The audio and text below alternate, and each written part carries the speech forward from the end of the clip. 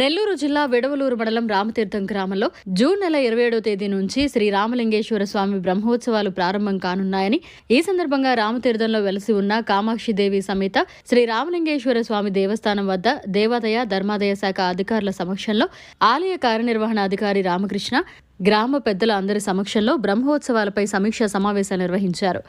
ఇందులో భాగంగా ఈ సమావేశానికి తహసీల్దార్ శ్రీనివాసరావు, ఎస్ఐ రాజా, విద్యుత్ శాఖ శ్రీనివాసులు, డాక్టర్ వెంకటేష్, రెవెన్యూ శాఖ, మెరైన్ అండ్ పంచాయతీరాజ్ శాఖ మరియు గ్రామ పెద్దలు ఈ సమావేశంలో పాల్గొన్నారు. బ్రహ్మోత్సవాలకు వచ్చే భక్తులకు ఎలాంటి ఇబ్బందులు, ఎటువంటి చర్యలు తీసుకోవాలో సలహాలు, సూచనలు గ్రామస్తులతో కూర్చొని చర్చించారు. గ్రామంలో నీటి సమస్య, కరెంటు సమస్య, ఇంకా ఎలాంటి సమస్యలు తలెత్తకుండా తగిన జాగ్రత్తలు తీసుకోవాలని మాట్లాడుకుని చర్చలు ముగించుకున్నారు. అందరికీ నమస్కారం అండి. విడవలూరు మండలం రామతీర్థం గ్రామంలో శ్రీ కామాక్షిదేవి సమేత శ్రీ రామలింగేశ్వర స్వామి దేవస్థానం ఆధ్వర్యంలో 2వ తారీఖు నుంచి 5వ తారీఖు దాకా 9 రోజులు ఘనంగా స్వామివారి బ్రహ్మోత్సవాలు జరుగుతున్నాయి. ఇందులో భాగంగా 27వ తేదీన ధ్వజారోహణం, 28వ తారీఖున చిలక వాహనం, 29వ తారీఖున హంసవాహనం, 30వ తారీఖున పులివాహనం, 1వ తేదీన రావణ సేవ, 2వ తేదీన నంది సేవ, 3వ తేదీన రథోత్సవం జరుగుతుంది. అదేవిధంగా 4వ తేదీన కళ్యాణము, ఏనుగు వాహనము, 5వ తేదీన సముద్ర స్నానం, తెప్పోత్సవం ఘనంగా జరుగుతాయి. దీనికి సంబంధించి ఈ రోజున విడవలూరు మండలంలోని అన్ని శాఖల వారితో కూడా ఒక కోఆర్డినేషన్ కమిటీ మీటింగ్ ఏర్పాటు చేయడం జరిగింది. ఇందులో ఎండోమెంట్ డిపార్ట్మెంట్ వారు, electricity department, RWS, marine, police, అలాగే తహసీల్దార్గా మేము లా అండ్ ఆర్డర్ సిచ్యువేషన్ సంబంధించి వీటిని కూడా అందరితో మాట్లాడటం జరిగింది. అదేవిధంగా విద్యుత్ శాఖ వారిని ఈ బ్రహ్మోత్సవాలు జరిగే 9 రోజులు కూడా ఎటువంటి అవరోధాలు లేకుండా నిరంతరాయంగా కరెంట్ సరఫరా చేయాలని చెప్పి కోరడం జరిగింది. దానికి సంబంధించి అదనపు ట్రాన్స్ఫార్మర్ కూడా అవసరమైతే ఏర్పాటు చేయాల్సిందిగా వారిని కోరడం జరిగింది. వారు అదేవిధంగా చేస్తామని చెప్పారు. అట్లాగే ఆర్టీసీ వాళ్ళతో కూడా మాట్లాడి అదనపు బస్సు సౌకర్యాలను కూడా భక్తులకు కల్పించడం కోసం జరిగింది. Medical and health and medical department వారితో మాట్లాడి స్థానిక వైద్యాధికారితో మాట్లాడేసి దానికి సంబంధించిన మెడికల్ క్యాంప్ పెట్టడం, అందులో భక్తులకు అవసరమైనటువంటి మందుల్ని, తగినంత సిబ్బందిని కూడా తప్పనిసరిగా ఏర్పాటు చేయాలని చెప్పడం జరిగింది.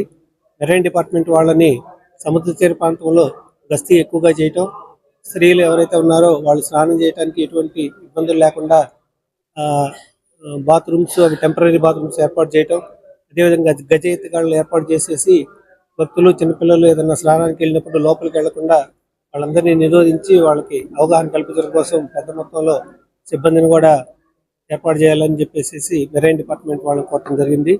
అలాగే పోలీసు డిపార్ట్మెంట్ వారిని పర్టికులర్గా గుడి ఆవరణ లోపల కూడా ఒక ఏఎస్ఐ స్థాయి అధికారిని పెట్టేసేసి క్రౌడ్ కంట్రోల్, ఎక్కువగా భక్తులు ఎక్కువగా వస్తుంటారు కాబట్టి వాళ్ళందరినీ కాస్త కంట్రోల్లో ఉంచి అందరికీ సమాన స్థాయిలో దైవ దర్శనం అందించడం కోసం ఒక ఏఎస్ఐ స్థాయి అధికారిని, అలాగే ఎక్కువ మంది సిబ్బందిని గుడి ఆవరణలో కూడా పెట్టేసేసి భక్తులకు ఎటువంటి అసౌకర్యం కలగకుండా వాళ్ళు చేయాల్సిందిగా పోలీస్ డిపార్ట్మెంట్ వాళ్ళని కూడా కోరటం జరిగింది.